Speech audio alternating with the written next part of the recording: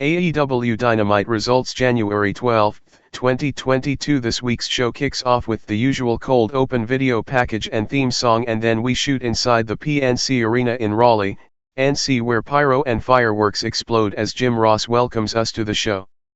Tony Schiavone and Excalibur join him on commentary to run down the scheduled lineup for tonight's show as the camera pans the crowd, showing the enthusiastic fan base in attendance for the program this evening. Adam Cole and Reddy Dragon confronted by the Young Bucks. The theme for Adam Cole hits, and we are told by the commentary trio that we will be hearing from Adam Cole to kick off the show. Out he comes accompanied by Bobby Fish and Kyle O'Reilly, who are wearing new Reddy Dragon t-shirts. We see the trio settle in the ring as Cole's theme peaks, where the crowd then joins him in doing the boom gesture. He enters the ring and then the fans join him in doing the Adam Cole, baby, routine.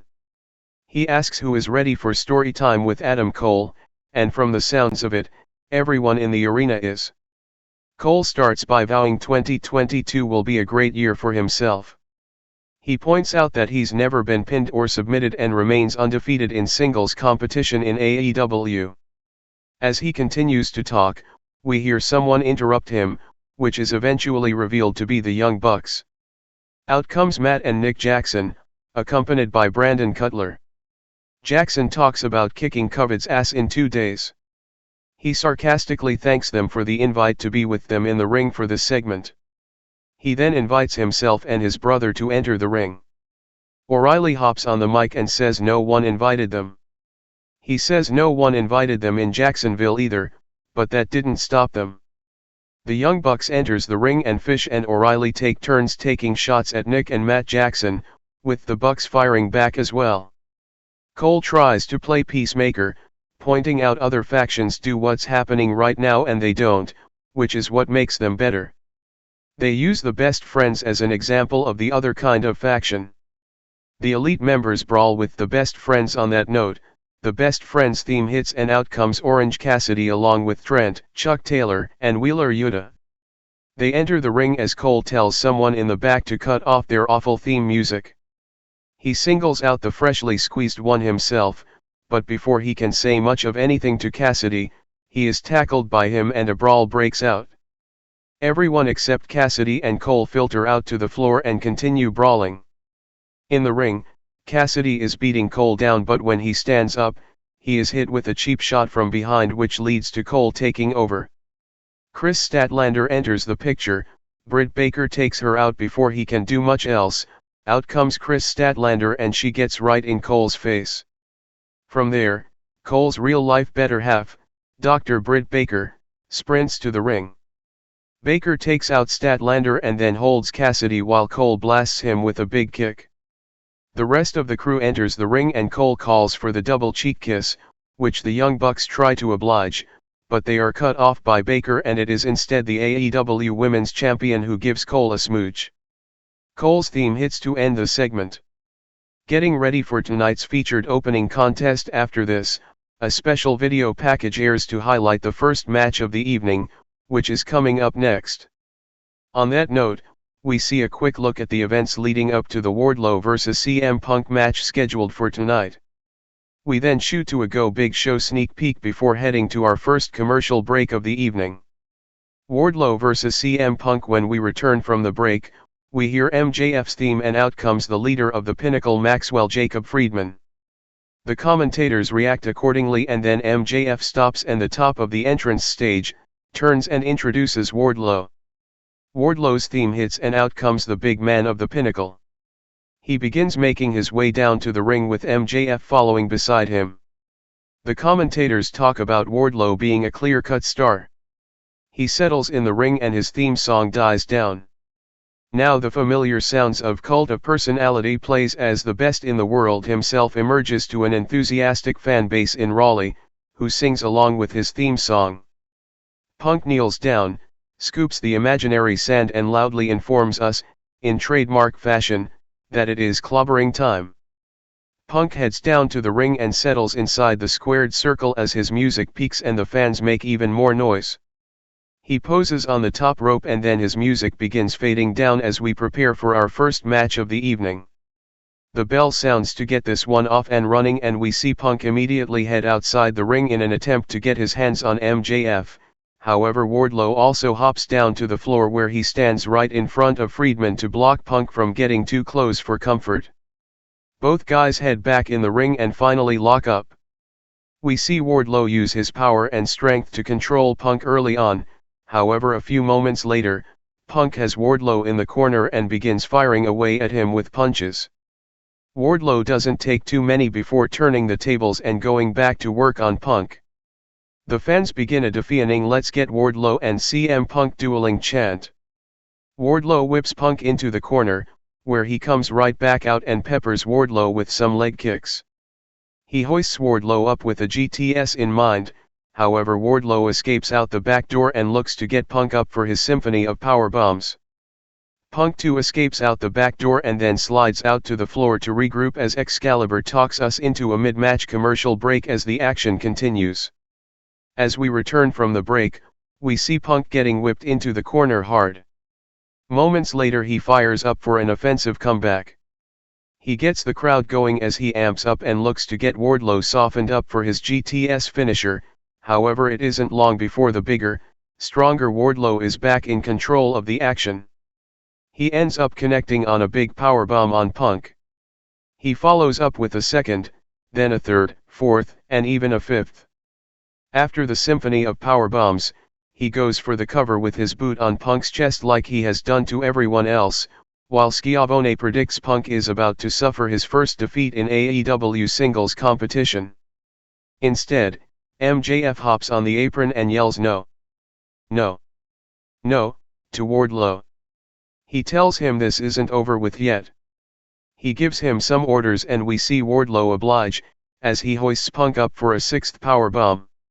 It connects and then MJF yells for him to do it again. Wardlow picks a nearly lifeless Punk up and hits with a seventh powerbomb in a row. MJF taunts the fans, asking them what happened to their favorite wrestler. He then tells Wardlow to give him one more. The camera shows Punk looking badly beaten under the bottom rope. Wardlow exits the ring and walks around to get hold of Punk. MJF ends up stopping him because he has a better idea. He clears off the timekeeper's table and tells him to powerbomb him through it. He does. MJF then enters the ring and poses like he accomplished something, which of course elicits a ton of boos from the crowd. We see the match official Aubrey Edwards and some other AEW officials and ringside doctor checking on him. Punk begins crawling to make it back to the ring, where Wardlow has returned. The crowd cheers him on and Punk manages to roll back into the ring just after the count of 9. MJF yells at him not to pin him, but to powerbomb him again, pointing out that's what he pays him for. Punk ends up surprising him by getting an inside cradle on an unsuspecting Wardlow as he was distracted by MJF bossing him around. 1-2-3 Punk steals the victory and rolls out to the floor where he crashes to the mat at ringside with nothing left in him. Winner, CM Punk. After the match, MJF almost goes too far. Once the match wraps up, as Punk remains lifeless on the floor at ringside, we see MJF re-enter the ring and scold Wardlow for never being able to win the big one. He sticks his finger in Wardlow's chest one time too many and Wardlow snatches MJF's hand and contemplates tearing it off until Shawn Spears runs down to the ring. The chairman of AEW pleads with Wardlow not to do it and ends up helping to keep the peace enough that Wardlow doesn't bite the hand that feeds him. The Pinnacle trio end up heading to the back as we head to another commercial break. Powerhouse Hobbs vs Dante Martin. When we return from the break, Taz joins the commentary trio to call our next match, as it features a member of his Team Taz stable. We see Powerhouse Hobbs in the ring with FTW champion Ricky Starks in his corner on the floor. Dante Martin will be Hobbs' opponent in this match, as he charges down the ramp and goes right to work on Hobbs. This match, which was set up last week and promoted with a brief post-match angle on the AEW Battle of the Belts special event after the Ricky Starks vs Matt Sydal match for the FTW title, gets off to a fiery start. The bell then sounds and we're now officially off and running with our second bout of the evening. We see Martin faring well early on, however it isn't long before Hobbs is absolutely dominating what quickly becomes a one-sided pummeling from the much larger Hobbs. Taz sings Hobbs' praises as Starks looks extra confident at ringside cheering Hobbs on. Hobbs continues to handle Martin with ease as Taz continues to talk like the outcome in this one is already inevitable. Martin finally starts to show signs of life as he slugs away at Hobbs enough to get back to his feet. He doesn't remain there long, as Hobbs beats him back down to the ground and eventually goes for the cover. Martin ends up kicking out before the count of 3 to keep this match alive. Starks gets involved just as we head to a mid-match commercial break. Excalibur exclaims, "God damn it, Ricky Starks," just as we fade into a commercial break. When we return from the break, we see Martin fire up for an offensive comeback.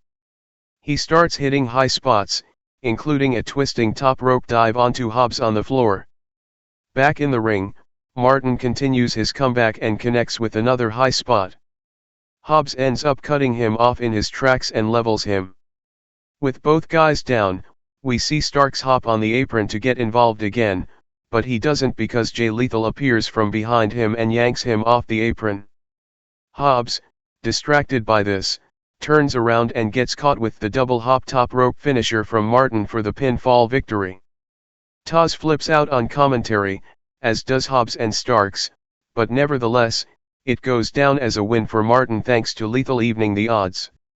Winner, Dante. Martin. Eddie Kingston interrupts Chris Jericho and the Inner Circle. We shoot backstage where Alex Marvey is standing by with the PWI faction of 2021 the Inner Circle. Chris Jericho is joined by the whole gang tonight and he talks about their big 2021 for a bit until he is interrupted by Eddie Kingston. Kingston gets in Jericho's face and essentially asks him how does he like being the one to get interrupted for a change. He talks a bunch of trash until finally one member of the proud and powerful duo of Santana and Ortiz loses his cool and walks off after making a quick remark. The rest of the Inner Circle does the same. Jericho tells him that he's going to be in Sammy Guevara's corner tonight for his interim TNT title defense against Daniel Garcia. He says if he wants to be down there, too, he can. He says if Kingston gets involved he might just kick his ass. He then says GFO, which confuses Kingston. It stands for Go F***CK yourself, by the way. MJF says fans get the match they want next week. We shoot back inside the RNC arena where MJF emerges from the entrance tunnel. He says he doesn't care if anyone is mad that he is interrupting this show. He addresses CM Punk and claims he got a fluke win and whether he won or lost he still got powerbombed to hell. MJF says next week there's no more running or hiding. He says he's gonna give all these people the match they have been wanting. He says next week it will be CM Punk vs. Shawn Spears. His music hits as he exits and the fans boo. Britt Baker and Adam Cole call out Chris Statlander and Orange Cassidy. Now we shoot backstage where Adam Cole is joined by the Young Bucks and Reddy Ragan. They tell Brandon Cutler to start rolling the camera. He does and Cole says he's been beating up the best friends to the point that it's getting embarrassing. He goes on to say that Chris Statlander has gotten involved and thinks she can do so without getting hurt. With that said, Dr. Britt Baker walks up and joins them. She officially issues a challenge for a mixed tag match for next week where it will be herself and Cole against Statlander and Orange Cassidy. Hangman Adam Page wants a new challenger and he might have found one. We head back inside the arena where we hear the familiar sounds of Hangman Adam Page's theme song. The AEW World Champion emerges and heads to the ring as Excalibur and the rest of the commentary team sing his praises. Page talks about pouring enough blood, sweat, and tears to keep hold of the AEW World Championship. He says he spent 90 minutes in the ring with one of the best in the world in Bryan Danielson. He says 90 minutes isn't enough, though. Hangman says he's ready for a new challenger. With that said, we hear Dan Lambert come out with a microphone. He brings up other famous cowboys in wrestling like Cowboy Bill Watts. Page calls Lambert a walking Facebook profile. Lambert rants about Page for a bit, but also gives him some credit for not taking the Cody route but instead actually earning his place in the company and the title around his waist. Page says he's heard enough, and if he wants Scorpio Sky or Ethan Page to get a shot, they can have it. Instead, Lambert keeps talking and walking closer to the ring. Page wants to fight, so he tells Lambert to shut up and get in the ring. Lambert says he's not going to and begins retreating to the back. He ends up stopping when the theme music of Lance Archer plays. The Murderhawk monster makes his way to the ring. Lambert begs him off and tells him he's in the ring with the world champion and not to miss his opportunity. Archer grabs a hold of Lambert but ends up shoving him aside and taking Page's head off with a big lariat. Archer ends up beating him down. He then sets up a chair in the ring and hits him with his blackout finisher onto it. He leaves the champ laying as the commentators talk us through highlights of what just transpired. In Four Horsemen country, a match is made for next week. We shoot backstage where Arn Anderson is standing by with his son Brock Anderson and Lee Johnson. The trio are confronted by FTR and Tully Blanchard. Anderson talks about this being Horseman country and then they are challenged by FTR. Anderson and Johnson like the sounds of it and they accept. Tully and Arn shake hands and then we head to a commercial break. Hikaru Shida vs Serena Deeb. As we return from the break, we hear the familiar sounds of the former AEW Women's Champion and out comes Hikaru Shida. Shida doesn't make it too far down the ramp before she is attacked from behind. We see it is Serena Deeb who took out Shida's already weakened knee with a kendo stick. She hits her a few more times, focusing on the knee. Excalibur explains that she was already attacked at the knee in her TBS Women's Title Tournament loss and Deeb is adding to that injury ahead of tonight's latest chapter of the ongoing rivalry between these two. Once at ringside, Deeb rolls into the ring and gloats as Shida clutches her already injured knee, which we see is already taped up. Shida demands that the referee ring the bell, insisting that she still competes here tonight. As soon as the bell sounds, Deeb goes right to work on Shida's knee. She gets her down and beats away at her knee. She tears the knee pad off and then slams her knee into the mat repeatedly. She ends up getting her one-leg submission finisher on her. She yanks back with all she's got and while Shida didn't give up, referee Paul Turner calls it anyways.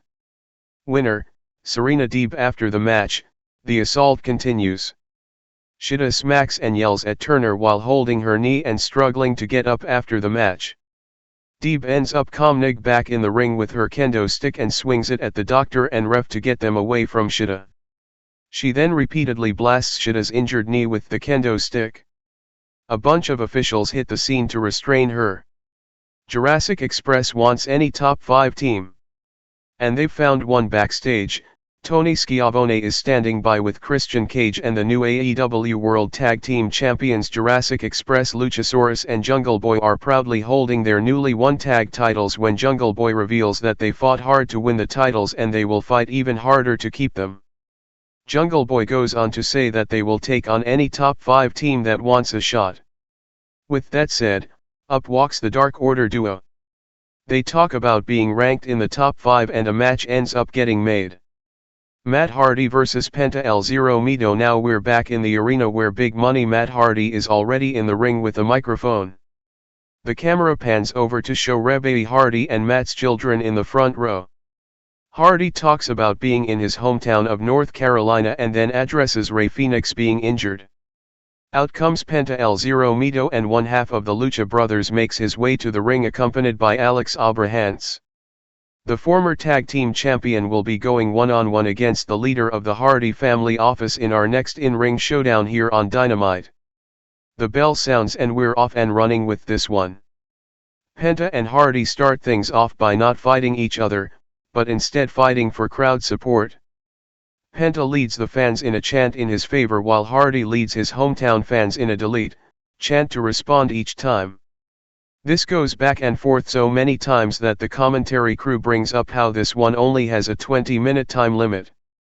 Finally they start mixing it up and getting after it, and as Penta establishes the early offensive control, we are led into a mid-match, picture-in-picture commercial break as the match continues. As we return from the break, we see the action in progress in the ring with Hardy in control. Hardy takes Penta up to the top rope and climbs up after him. Penta escapes and returns to the mat and then sweeps Hardy's legs out from under him.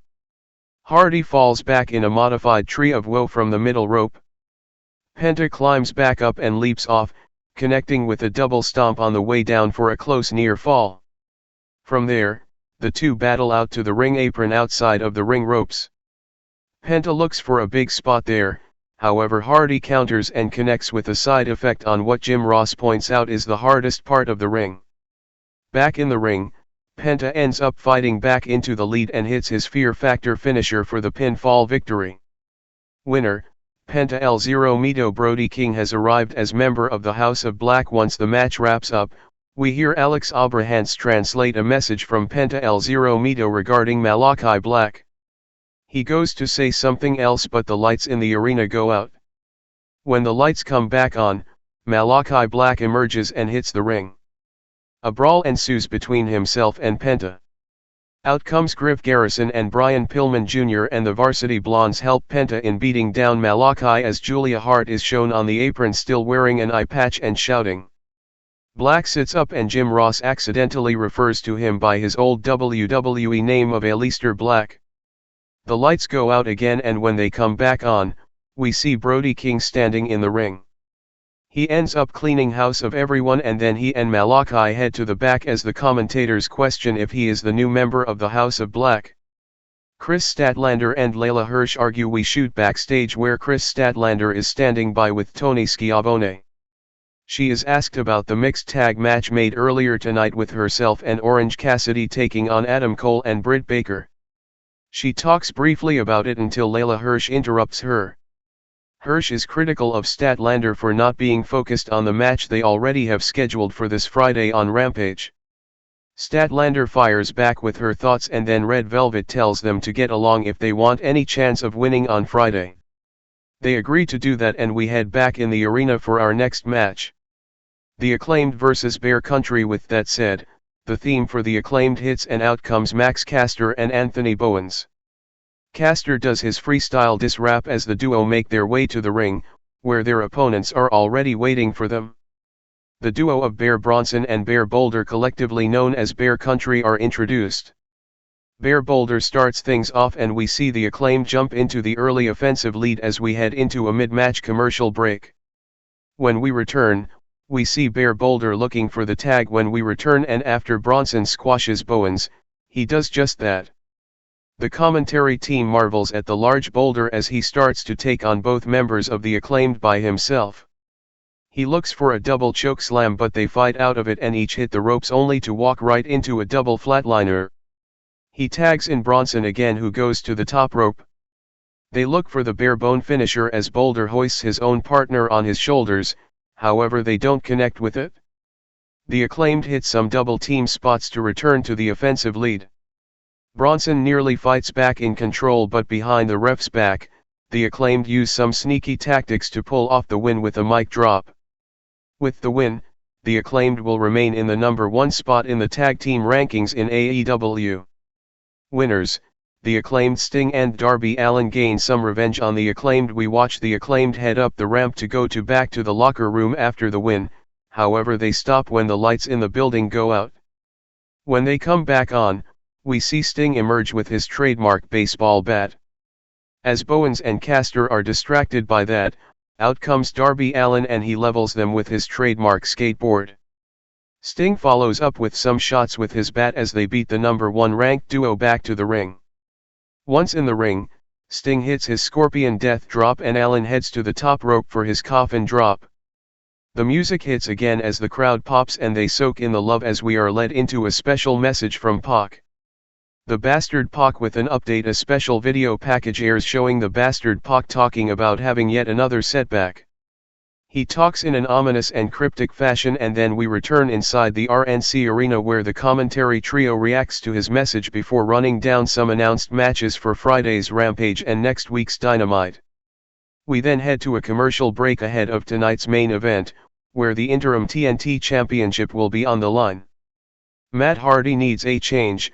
Andrade El Idolo proposes an offer. When we return from the break, we immediately shoot backstage where Tony Schiavone is standing by with Matt Hardy. Hardy, accompanied by Private Party and other members of the Hardy family office, talks about needing to make a change. He continues to talk when up walks Andrade El Idolo. He tells Hardy to calm down.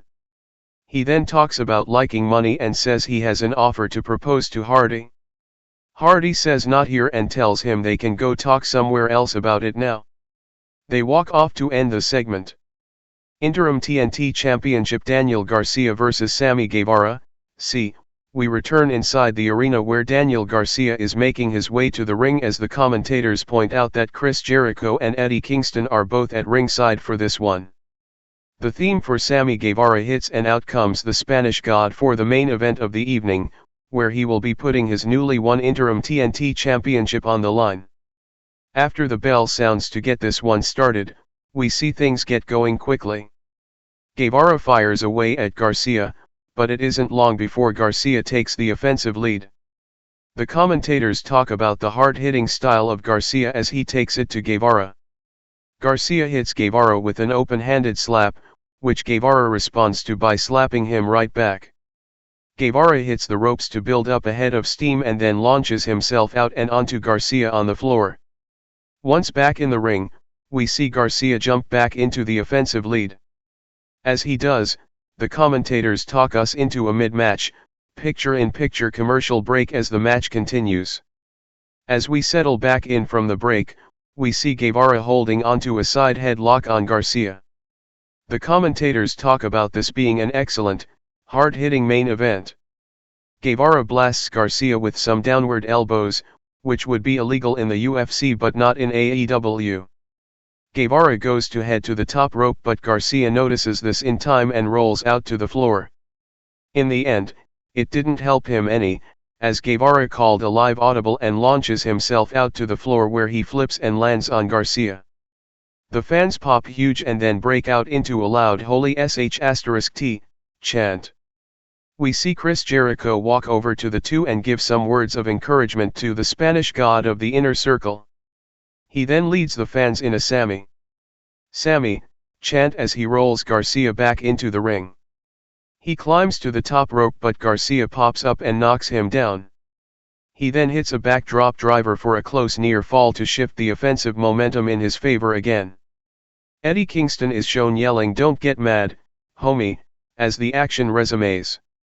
We see Garcia continue to dominate the offense as he locks Guevara in a dangerous-looking submission. He yanks back on the leg of Guevara and the commentators talk like this could be Garcia's big moment. Instead, Guevara escapes and starts to take over. He connects with the crossroads after making a face into the camera to send a message to the TNT champion. He goes for the cover after hitting it but Garcia kicks out to keep this one going. Now we see Garcia start to take off into the offensive lead again. He takes Guevara down with a big spot but Guevara pops back up and blasts him with a roundhouse kick. Both guys are down now. Team 2.0 hits the ringside area and they take out Chris Jericho. Back in the ring, Guevara blasts Garcia with a knee strike. He hoists him up for the GTH but he notices one of the Team 2.0 guys on the apron. He knocks him down but turns around into a prepared Garcia. He counters Garcia's move and runs him into the other Team 2.0 member on the opposing side of the ring and then connects with the GTH to pull off the win in one hell of a main event tonight. With the win, Sammy Guevara retains the Interim TNT title. Winner and still Interim TNT champion, Sammy Guevara. After the match, all hell breaks loose. David Crockett enters the ring to present Guevara with the title he just retained, but quickly exits as Team 2.0 hits the ring and ambushes Guevara from behind. The beatdown continues until Chris Jericho hits the ring with Floyd the baseball bat and cleans house. Eddie Kingston gets in the ring and gets in Jericho's face, yelling at him and calling him selfish. The fans chant "Eddie, Eddie," as they continue to jaw at each other. Guevara's theme hits again and the commentators thank us for tuning in before wrapping up this week's show and taking us off the air. That's how this week's show ends. Thanks for joining us.